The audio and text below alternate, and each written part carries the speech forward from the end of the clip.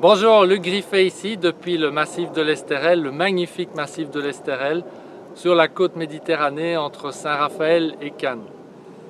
La plupart des distributeurs qui démarrent leur affaire de marketing de réseau commettent une erreur qui leur est le plus souvent fatale lorsqu'ils s'adressent pour la première fois à leur marché chaud, les amis, la famille, donc cousins, cousines, etc., pour leur présenter et leur parler de leurs produits et de leur affaire. Ils profitent d'une conversation occasionnelle avec leurs proches pour laisser entendre qu'ils ont débuté une nouvelle affaire intéressante avec des produits remarquables. En fait, ils ont l'intention de sonder, d'évaluer en quelque sorte le degré d'intérêt pour leurs proches pour ce qu'ils font, pour leur activité. Prenons un exemple. Jean se rend au mariage de son frère et il y rencontre sa cousine Charlotte qu'il n'a plus vue depuis longtemps. Ils échangent assez longuement sur leur vie respective et puis Jean, qui sait qu'il doit parler de son affaire, il dit à Charlotte « Tiens, à propos, tu sais, je me suis lancé dans une nouvelle activité, c'est dans le domaine de l'anti-âge, il y a des produits remarquables et il y a moyen aussi de gagner de l'argent sans toucher à son emploi. » Puis Charlotte répond « Ah, dis donc, waouh, ça a l'air vraiment génial, je suis super contente pour toi. » Et puis ensuite, elle change de conversation en disant quelque chose du style « Tu sais, tu te rappelles à propos un tel, tu sais ce qu'il est devenu ?» Alors à ce stade-ci, Jean a deux problèmes. Le premier, c'est qu'il sait qu'il ne pourra plus jamais revenir sur son sujet dans la conversation sans éveiller le filtre anti-vente de Charlotte. Et il le sait, car c'est une pure question de rapport. Et la deuxième chose, c'est que Jean considère qu'il a fait son devoir d'information vis-à-vis de Charlotte et que c'est donc maintenant à elle de revenir vers lui si elle veut en savoir plus pour acheter des produits ou pour devenir distributrice. Maintenant, tout distributeur chevronné sait qu'il y a 999 chances sur 100 que Charlotte ne reviendra plus jamais vers Jean pour ce sujet.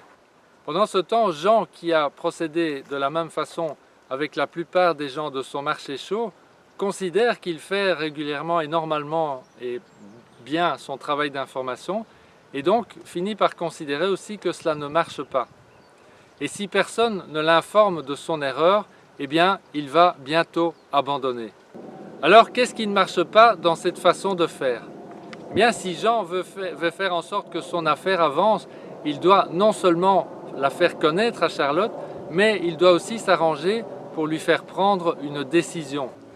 C'est pour cela que Jean ne peut absolument pas présenter son affaire telle qu'elle dans le cadre d'une conversation informelle, car ce n'est pas en général l'environnement propice pour prendre des décisions.